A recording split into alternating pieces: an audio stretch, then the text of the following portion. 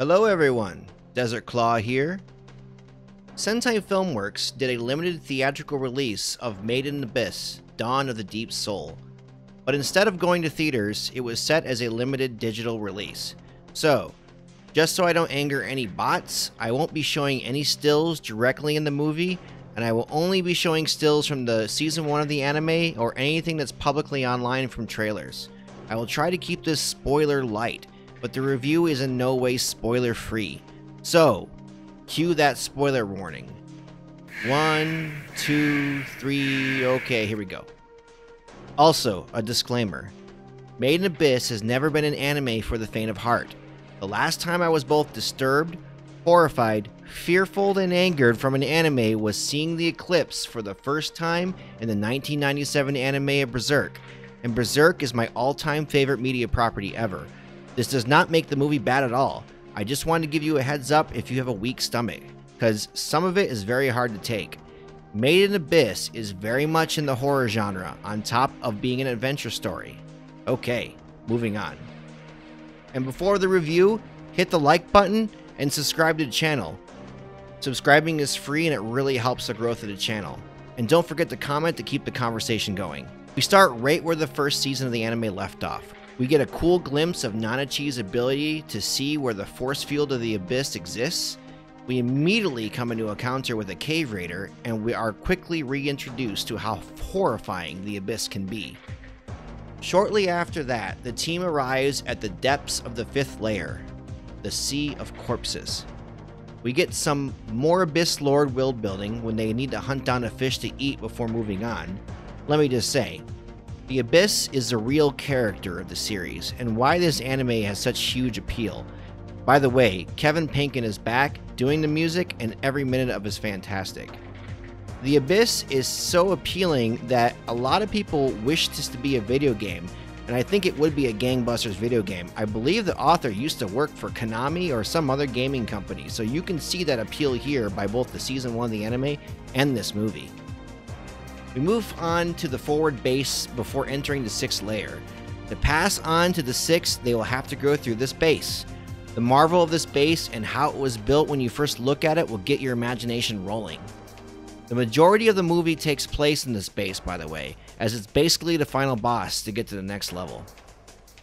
We are quickly introduced to the villain of this arc, Bronzrude, voiced by Toshiyuki Morikawa, and the same voice actor as Yoshikage Kira, so you know it's a serious villain and things are about to go down. A lot of things happen while in the base, and to keep it spoiler light, most of it I won't go through, but a few key things. A white whistle is required to move on to the next level, and only the original owner of that whistle can use it. So Riko must make her own, and we learn the meaning of how the white whistle is created. We also find out that there's a limit to Reg's power, and he only has a limited amount of times to use his incinerator cannon, adding more to the hardships the team already has to go through. The 6th layer curse is basically a form of psychosis, where your body and mind appear to be ripped apart, and you start to do self-harm to yourself in the real world. From here on out is battle after battle. The amount of planning the team goes through to fight Bronzrude is immense, and it isn't just a fight between Bronzrude and Reg. The whole team is involved, with Nanachi making most of the planning.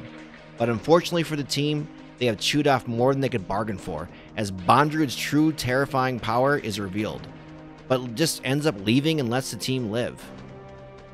They then enact a new plan for the final battle, and to stay spoiler light of course, I will say that this is one of the better spectacle battles I've seen in an anime film in a long time. By the end, we learn the secret of how the white whistles are made, and I'll let you find that out for yourself when you get a chance to see the film. Also, Bronzrude has got to be one of the most terrifying and hateable villains I've ever seen in a piece of media in a long time. One of the complaints I have about a lot of media these days are bland villains who don't even give the heroes any trouble at all. I'm looking at you, Marvel, outside of Endgame, of course. Bronzrude is not one of these, and I will likely go down in anime history as one of the greats. I hope this eventually gets picked up by streaming once its theatrical run is over, as is required viewing if they do ever end up making a season 2. This is a direct light novel adaptation and not a side story movie, So without it being on streaming, many fans end up getting confused unless they get caught up to the manga or they've seen a movie. After the battle, the team moves on to the 6th layer and the movie ends. So, this movie, let me say, the voice acting, top notch. Everybody plays the role well and keeps the emotion high. The music by Kevin Penkin is glorious. The animation smooth, and the version I watched had a side story at the end that I'm not sure is canon in the manga, as I personally do not read it. So if you end up renting this, make sure you watch to the end. There's this side story little movie that seems to be pretty important. This was an intense movie, and I can't wait for a season 2 announcement if we get one. And that's that. I believe Sentai is still letting this run go until September 25th, but if I'm wrong, I apologize. You might want to look into it. So if you have until then to watch the movie before it goes away for a bit, I would do so. And with that being said, hit the like button, subscribe for more content. Subscribing is free and it helps the channel. And leave me a comment and let's get the discussion going. Until then, I am the Desert Claw. Have a good one.